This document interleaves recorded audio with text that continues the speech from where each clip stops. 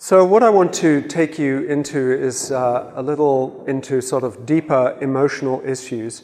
Ken's presentation was really wonderful in terms of, I think everyone in the church needs to be taught what he is teaching.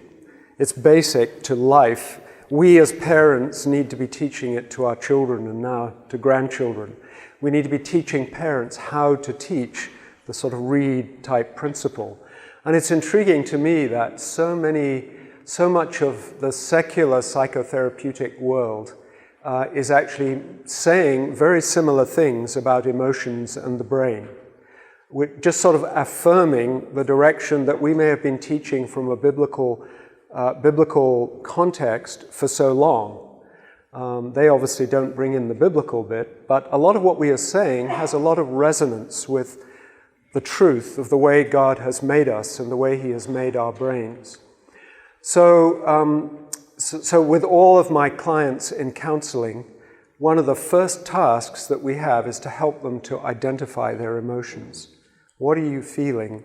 When you're telling me that that's what happened with your child or with your wife or with your friend at work, what were you actually feeling at the time and what were you thinking and what did you do with that? Those are basic things that I think the Bible tells us to do all the time. But there are deeper issues. There are experiences of depression and anxiety that are overwhelming. And this may be partly because people have never learned to deal with depression and sadness and anxiety. In childhood, they may have had all sorts of terrible experiences of sadness and anger that they've never learned how to deal with in a more effective way.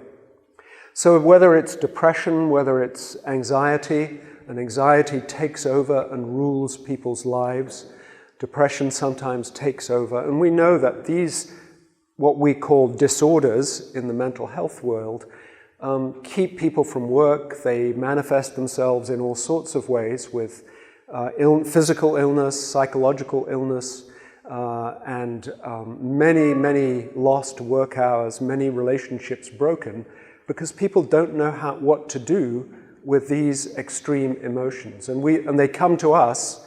My background is in psychiatry. Originally, I trained in medicine, then in psychiatry, and then I got involved in the talking side of psychiatry rather than the medication side in counseling, and now I'm teaching counseling to pastors and to people who will become professional counselors in the States. And one of the issues that we've struggled with in recent years is how do we relate, as Ken was trying to do, what we discover on brain scans with what the Bible teaches. They seem like two different worlds, but actually they are very profoundly related, as he was showing us. And by the way, I will make this PowerPoint available to you because there's a whole lot more in this than you'll be able to take down as we go along. So one of the big questions, of course, when we come to depression or extreme anxiety is this a sickness or is it a sin? And you find lots of different views on this. Some will say it's a mental illness and you just need to give people antidepressants. Others will say, no, it's a sin and you need to learn more self-control and self-discipline, and that's the answer. Now, those are two extremes, and the truth, I think, is somewhere in between those. It depends how you define sin. And we'll come back to that in a moment. So as we think about depression, we use this word, and I think in our common sort of language, we need to recognize that there's a whole spectrum from mild blues type depression, just feeling a bit sad, a bit discouraged, frustrated, and then at the other end of the spectrum, you have really severe, even suicidal depression. And this we call clinical major depression. Now, we know what it feels like to be sad and blue and a little depressed. I've had a couple of encounters, couple of experiences of being on the edge of the more severe depression. I said to my wife one time, I feel like a ship that is sinking. I'm going down below the surface and I can't do anything to get up again.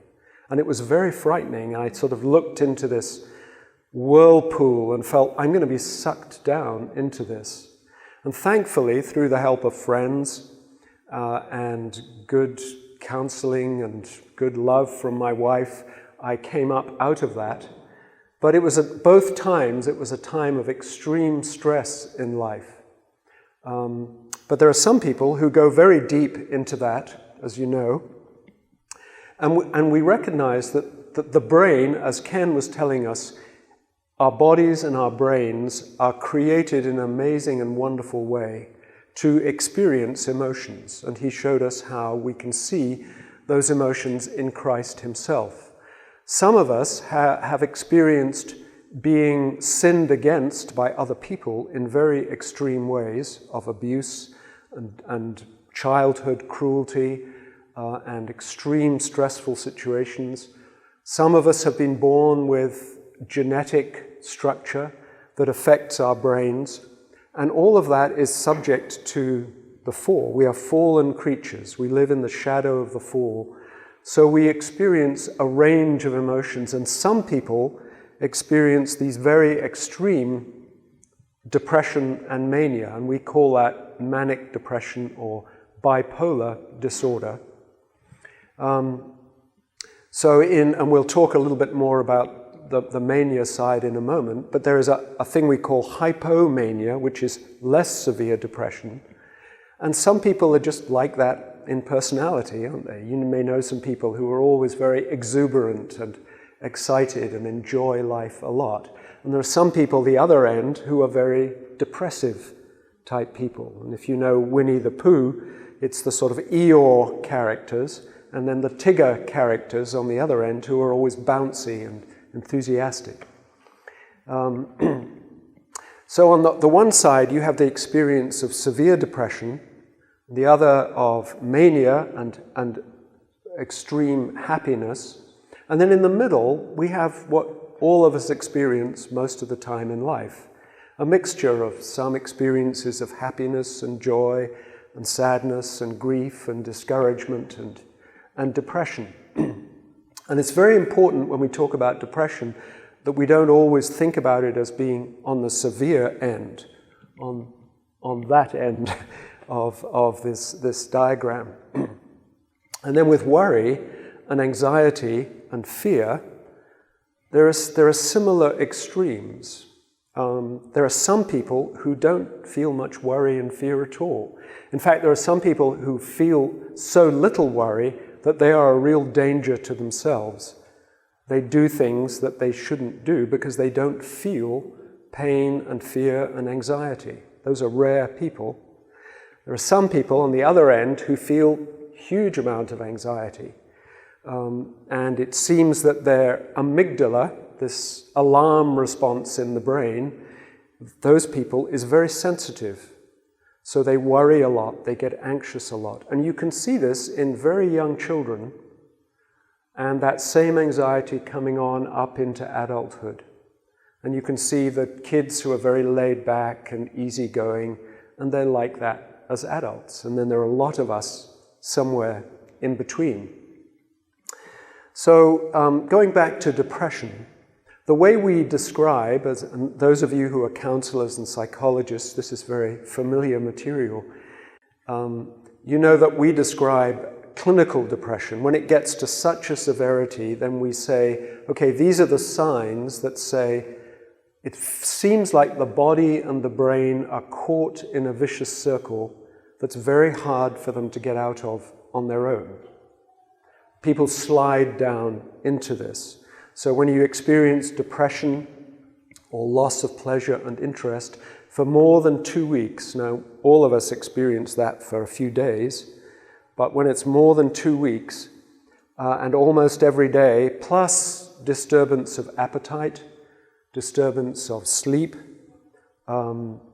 feeling just fatigue, loss of energy, and then sometimes being very over-anxious and agitated and restless.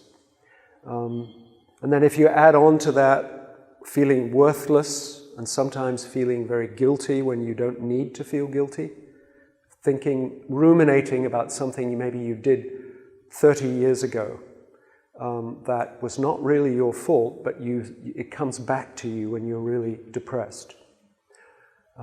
And finding it very difficult to concentrate, not being able to make decisions, being very slow in your thinking, and then the deeper you go, then into maybe suicidal ideas, thinking about suicide. And sometimes, in really extreme, and this is when I was working as a psychiatrist, we would have people coming to us admitted to hospital with delusions. They believed that they had a disease, they had cancer when there was no evidence of it, or they believed that they gave off a horrible smell when there was no evidence of that. And occasionally they would have hallucinations and see and hear things that were not really there. And for Christians, they often feel that prayer is completely useless, the Bible is meaningless. They read it and it just doesn't sink in, doesn't have any relevance for them, and God is far and far away. And people have described this as just an incredible interior pain, worse than even physical pain, so that it drives them to desperation and sometimes to end their own lives. One person who was depressed said, "The pain grew and grew, and I began to experience suicidal thoughts. I realized that life for me was at a desperate impasse. I thought of the garage as a place where I might sit in the car and inhale carbon monoxide. I'd look at the rafters in the attic and think of them as places where I might hang myself. I looked at sharp objects as being implements for my wrist." So this is a preoccupation. They've got to this sort of end point of preoccupied with ending their lives. Now, we know that women seem to get depressed twice as often as men. Now, if we had more time, we could discuss why that might be, and I'm going to give you a little summary. I think that what we're recognizing now is that men and women express their depression differently. And you'll see on the next slide how that is. And women are more vulnerable. They're certainly more vulnerable physically around the time of puberty, around the time of childbirth, menopause. They're more vulnerable to episodes of more severe depression. They seem to be more relationally sensitive, as Ken was saying this morning. They experience more abuse, they experience more cultural oppression in many, many countries of the world. So it wouldn't be surprising if they had more depression. What we find is that women tend to be more open in terms of sadness, crying, talking about their depression, feeling worthless, feeling guilty. Men tend to be more angry, irritable, tend to have job problems or relationship problems or physical problems. It's not so obvious, so they don't fit so well into the diagnostic criteria that we use to find depression. And men and women have different ways of dealing with it.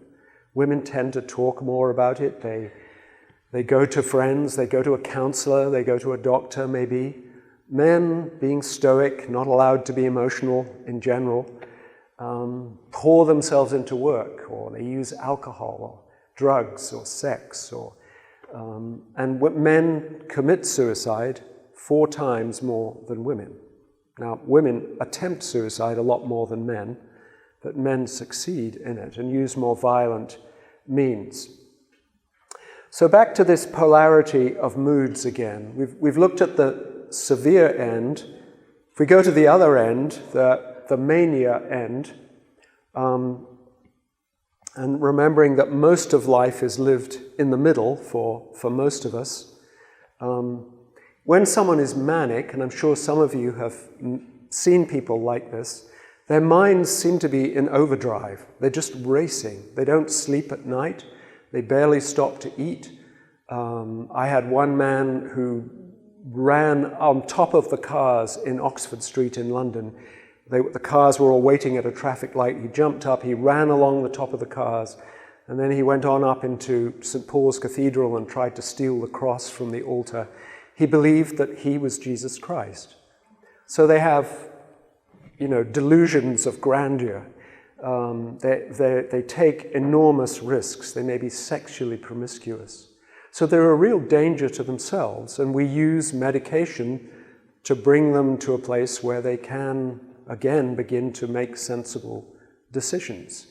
But it seems like that is... So people who have swing between extremes of mania and depression certainly have a strong genetic predisposition to that. You see it often in families. And you can work with them in counseling, in psychotherapy, in between their episodes, but it's very hard to do much when they're either very depressed or very manic.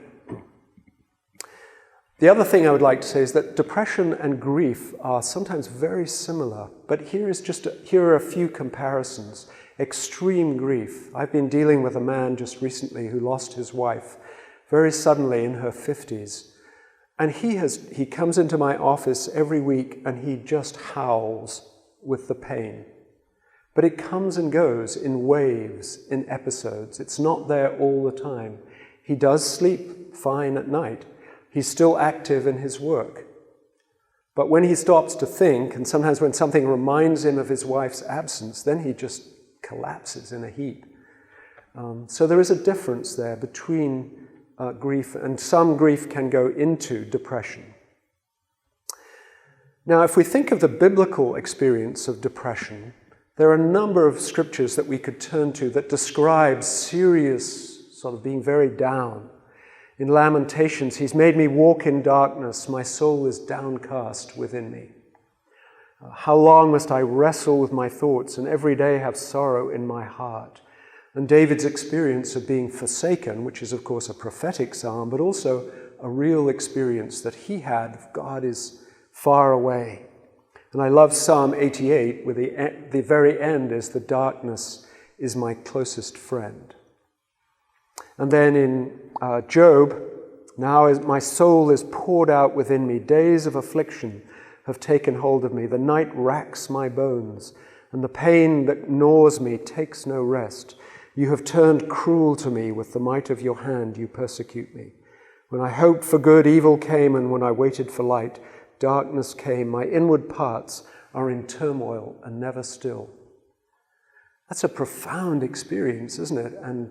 And I think that, we don't know how long these men of God experienced these times of depression. Maybe they were just a few days, a few hours. They didn't fit into our model of long-term depression. Maybe they did go into that. Because if you think of Job, each of these men, what I call the suicidal saints in Scripture, came to a point where they said, either I wish I'd never been born, like Job, or I've had enough, Lord, take my life.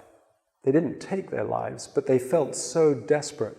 And it's intriguing to think of the stories and how in each of them, Job's was just incredible, overwhelming loss.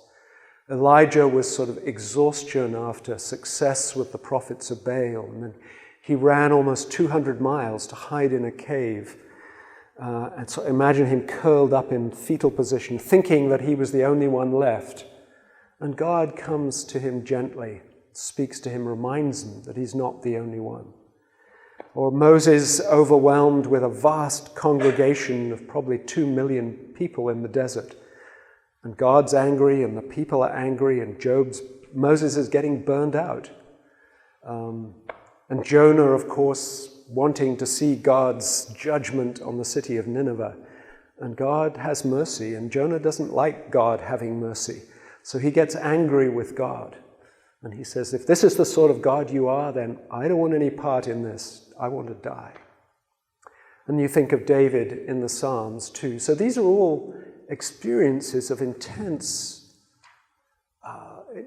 they're just sort of intense experience. And you think of David's joy and dancing before the Lord, expressions of wonderful and good emotion, as well as emotion that comes out of really bad circumstances.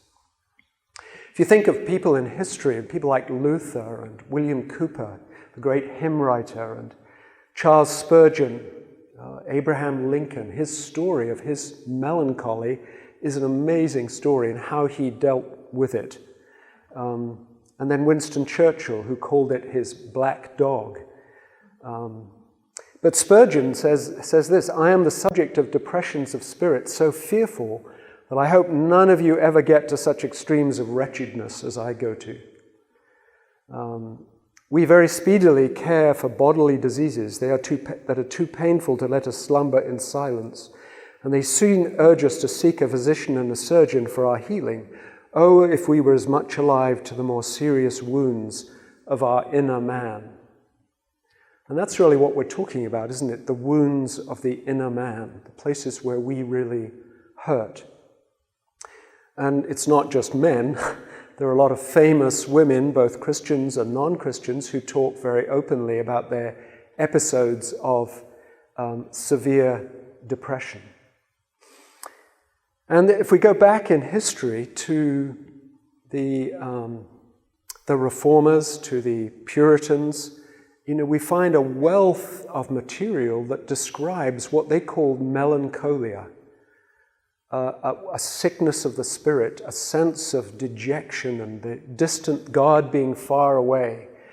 And Richard Baxter, in this treatise on the causes and cures of melancholy and overmuch sorrow, he has a very sophisticated understanding of the causes, and he recognizes there are biological and psychological and spiritual causes, just as we would say today. So it's very much parallel, although he didn't have the understanding of the brain that we have today. So to summarize, we could go into the many causes, but depression is a complex thing, and there are many different things that may contribute to it, both from childhood wounds and neglect and cruelty and abuse, and even severe trauma in childhood or in adulthood. There may be a biological, genetic tendency towards depression in some people. There may be recent losses of people, of property, of money, of meaning. There may be a temperament, you may have a temperament to be a more depressive, melancholic person. And then there are demonic influences. And then there are the sins of our own heart, of being too perfectionist about life, for example, demanding that everything be just right when it can't be in a fallen world. Or pride or bitterness kept in your heart, or lack of trust. All of these things may be... So when we get into counseling people who are depressed, we need to take into account each of these. So what we do is sit down and we listen to their story. That's the basic counseling technique, is learning to listen well, ask good questions, be curious, and seek out what in this person, both their dignity as a person made in the image of God, and all their gifts, and all that they do that is good, and also their depravity, their brokenness, the ways that they have been sinned against, the ways that they are inheriting aspects of the fall, maybe in their genes and their biology, and then also their own sin in that. So this is sitting down with someone who's depressed is a complex thing. And now we are discovering, as Ken told us, from all the work in brain science in the last 30 years or so, that we can actually pinpoint areas of the brain that are dysfunctional when someone is severely depressed or anxious. And what we find is that, intriguingly, that there is a higher activity in the emotion-related parts of the brain in severe depression, in what we call the deep limbic system, the feeling part of the brain. So people tend, when they're depressed, to be very sensitive to criticism, to negative words, to difficult relationships. We also find a decreased activity in the cognition-related parts of the brain. So your thinking is difficult. You find it difficult to make decisions. You're cognitively impaired. And then often there is increased activity in the areas related to guilt and rumination. So it's almost like you're stuck in a rumination about something you've done that might really be real guilt, or it might be false guilt. And in serious depression, we find that you can actually, with medication and with electroconvulsive therapy, which we don't fully understand how that works, you can help people out of the really severe depression to a level where they can begin to talk again and deal with their struggles more effectively. And there are other forms of treatment that are somewhat more experimental, that have been found to relieve depression, deep brain stimulation and vagus nerve stimulation, and so on. Also, we need to note that there are other factors that come into, there are some women who become very depressed after childbirth. Now, most women go through a period of maybe the blues, as we talk about it, just a few days. Some women go into really severe depression, some into what we call psychotic depression, where they have hallucinations and delusions and might even be a danger to their baby. And that requires very immediate care, often hospitalization and medication to help them through that. Some people experience, it seems, in the long, dark winters, some people get very depressed and find that being in sunlight actually relieves some of that depression. It's almost like their brains are sensitive to light. And then some people may get depressed because they have a physical illness. So if you have a thyroid gland that's not working properly, that might present itself with someone with depression or extreme anxiety. And some medications can cause depression. So if we're going to treat people holistically, we need to take into account all of these things. For many people who come to counselors, they are not really severely suicidally depressed necessarily. People who come to psychologists or psychiatrists often are. So how do we help people to reduce their vulnerability to depression? And one of the ways, the first way, is to help people to learn to talk to themselves. Basically to do what Ken was talking about. To name the emotion, to identify where it's coming from, what they're feeling, why it's there, and what they have done to deal with it, and what might be a better way to deal with it. So talking to themselves, talking to other people, a friend, a pastor, a counselor, and learning to live with the full range of human emotions. Because some people, if you've grown up in a family where you have an alcoholic father, say, or a depressed mother, you've never learned how to name your emotions, and you tend to just live with either anger or numbness or sadness or anxiety, but you haven't experienced the full range of emotions. So helping people to experience that, to name it, opens them up to feel good feelings again, rather than just being frozen emotionally. And then another aspect of this, with most of the clients, most of the people who come for counseling often have deep sadness in their lives that they've never really been able to name. So to give them permission to grieve, to say that was a really sad thing that you were dealing with, And some people feel very ashamed when they grieve. They feel embarrassed. They shouldn't be doing that. So to give them permission to is a really important part of this process. And I know there's a lot in this, but a lot of what we do in counseling is talking about what we think and what we feel and where our values come from. What are our expectations? What are our desires? What are our longings? What are legitimate God-given longings, and where do those turn into lusts?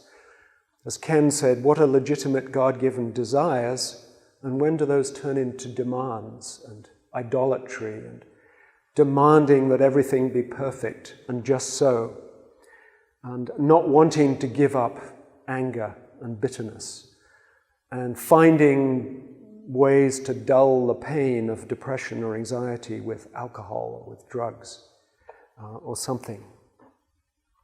So, and then we need, the Bible obviously is very open about the reality of spiritual warfare, just the daily resisting the evil one as he sows lies in our minds.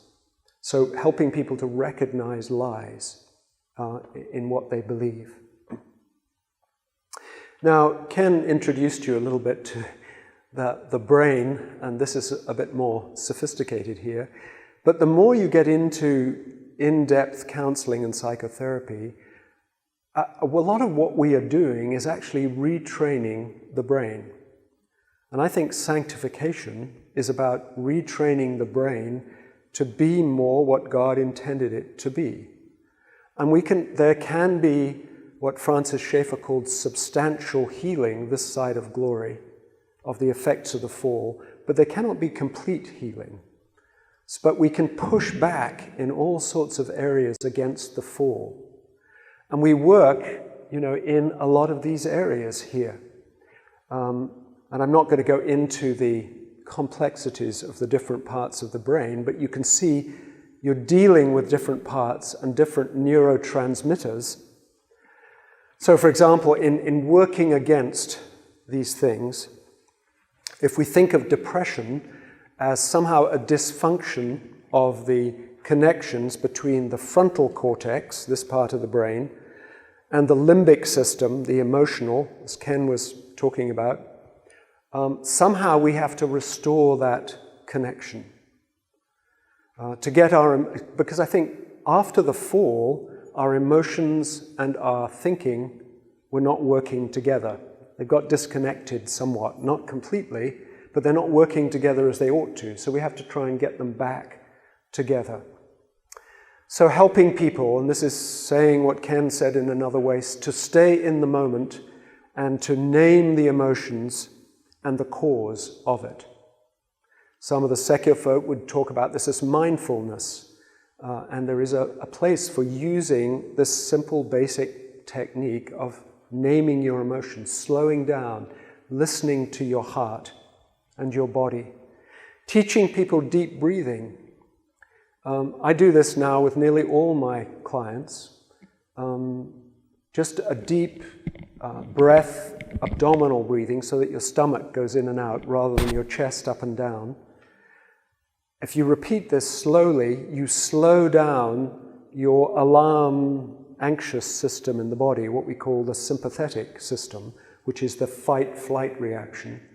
So if you teach people breathing, you slow that down and you help the parasympathetic, which is the calming system, to come into operation. So it calms the brain, allows you to think, so you don't get so hijacked by emotions. And then people who are perfectionists tend to be very all or nothing thinkers. They want everything just right, and if there's one thing wrong, then it's awful, terrible, a catastrophe. And most of the world is not those extremes. You have to help people to learn to go for good enough, to be satisfied with something that is in between.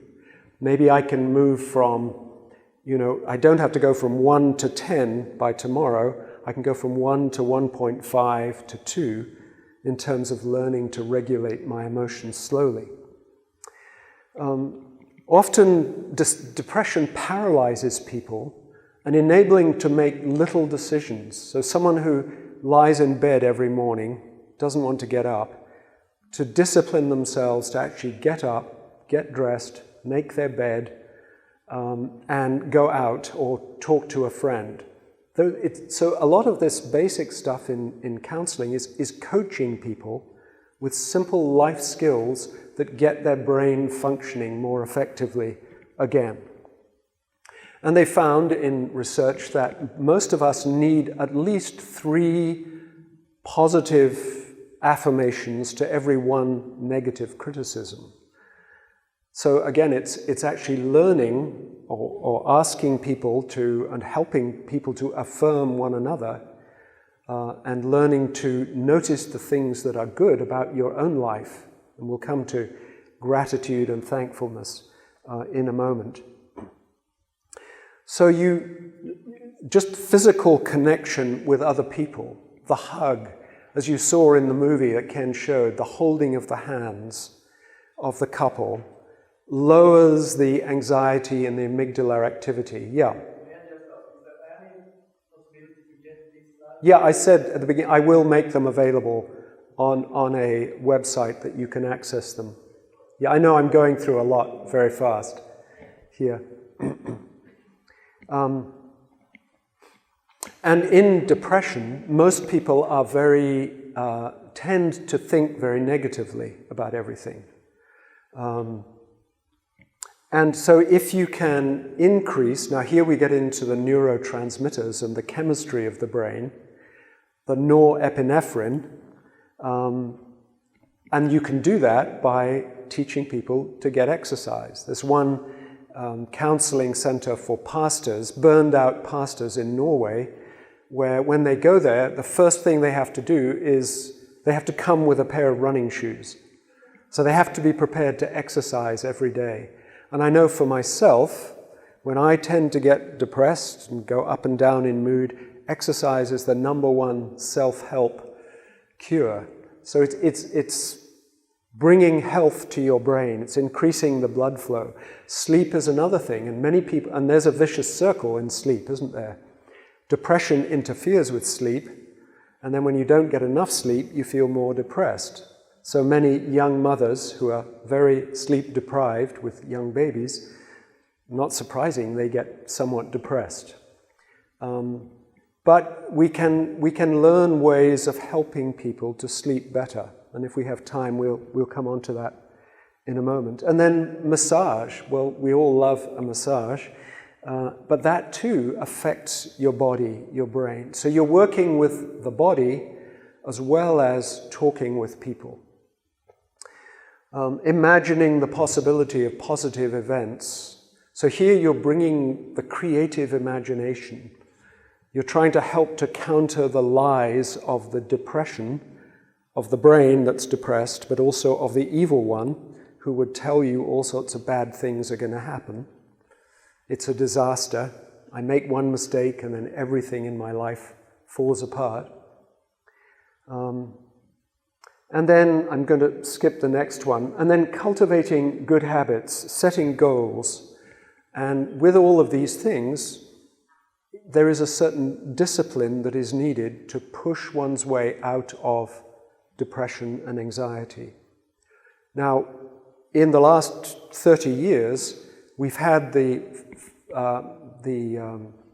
pharmaceutical industry selling us drugs of all sorts. Now, they have a place, they have a use, but we've indoctrinated most people to think if you're depressed, if you're anxious, you just need to take medication. And now we're beginning to realize that actually that's not, medication is sometimes useful, but you also need the daily disciplines of working on your body and on your mind, of these sorts of things.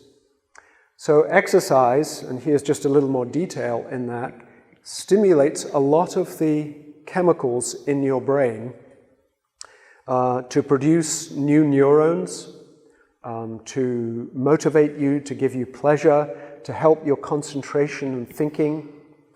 It helps you to resist cravings for food, alcohol, drugs, whatever, and also helps you to sleep.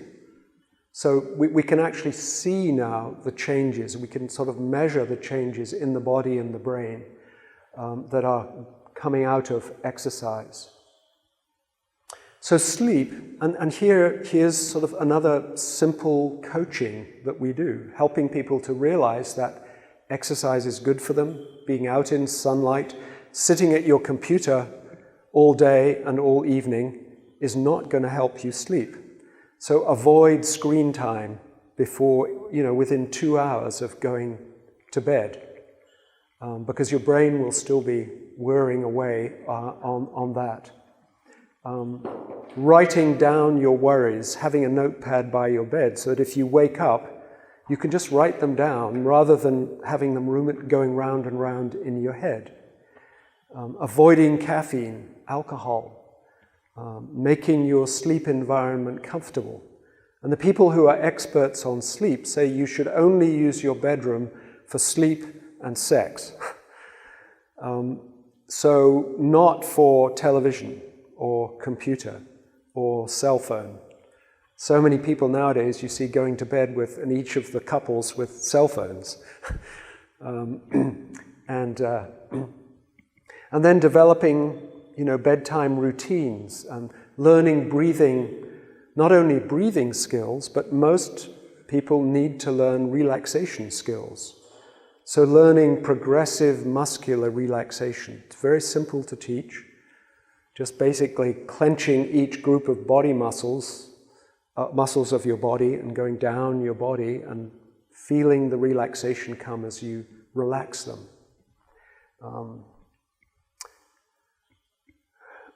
So cultivating good habits, because stress tends to bias the brain towards bad habits. And we need to, as I've said, to affirm positive qualities, the dignity of an individual, not just see the negative. So being able to really encourage people when you see them making progress, to reward them, to tell them how well they're doing, is, for all of us, we soak up affirmation. And then practicing delayed gratification. We talk about delayed gratification as a part of emotional intelligence. Children who are able to delay gratification usually do better in the whole of their lives. If they don't need instant rewards for everything. So it's a skill that parents teach their children. And we have to teach our clients, especially those who are caught in addictions, whether it's to sex or alcohol or whatever. And I think I've talked about the other things there. And then changing the body itself. So when people are really depressed and they may sort of walk around, hunched over and bent over and looking, research has been done to show that if you help them to stand up straight and have a firmer posture, if you help them to actually choose to smile when they don't even feel like it, their brain changes and they will feel better. So you can actually, by changing the body, you can, through breathing, through muscle relaxation, through laughter therapy, through dance therapy, moving the body, helping people to break out of the vicious circles that the brain has got into. And then it's intriguing to me that in the secular world, gratitude has become a big thing. Positive psychology, the things like gratitude and compassion are all the rage amongst secular psychotherapists. Now, they don't have a basis for a God who is for us to be grateful to or who has been deeply compassionate to us, but they recognize that these are good things. And gratitude, keeping a gratitude journal, waking up every morning saying, let's think of 3 things that I can be really thankful for. That is an amazing, it does help. And it doesn't the Bible tell us that? We'll see that in a moment. I'll give you a couple of references before we finish. And it improves sleep, it improves one's appreciation of other people. But again, it's a discipline. It's practice, practice, practice. Then for depressed and anxious people, being around people, don't isolate yourself. The hugs of physical contact stimulate the oxytocin in your body, that bonding hormone that brings pleasure and brings a sense of community and contact. When we're depressed, we tend to do the opposite, don't we? We want to be away from people, but you have to actively choose to be amongst other people, to be maybe with children or with older people, or to actually care for someone else, talk to people that you care about and give to other people.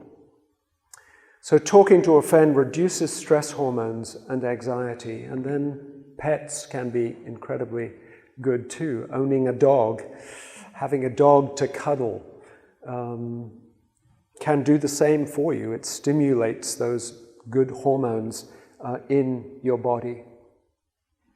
So what we're talking about here is counseling and therapy actually changes the circuits in your brain. It changes the neurotransmitters in your brain. It's one part of what we can do, and we can coach people in all these other things. It makes the limbic system less reactive. We found that people, you've heard probably in the counseling world a lot about attachment theory. And people who have been securely attached as children have much better emotional regulation. They've learned to regulate their emotions. Those who are very anxiously attached, always insecure, their amygdalas are on alarm a lot of the time.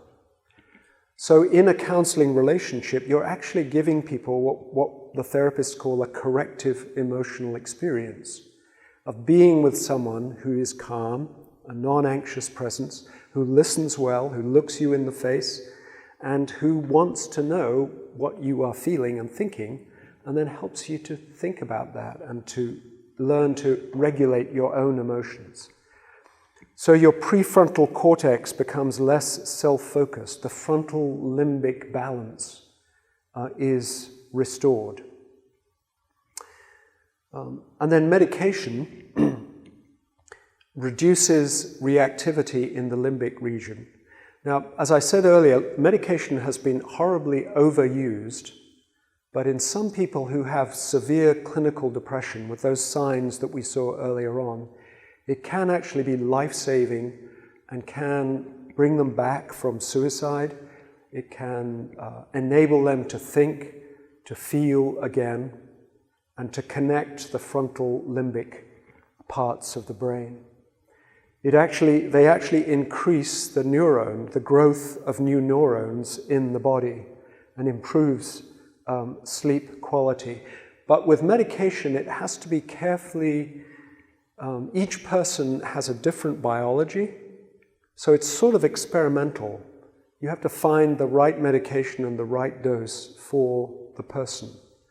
And that takes time. You need patience. And you have to be on medication not just for a few weeks, but often for a year or 18 months to get its full effect, to break the vicious circle of severe depression.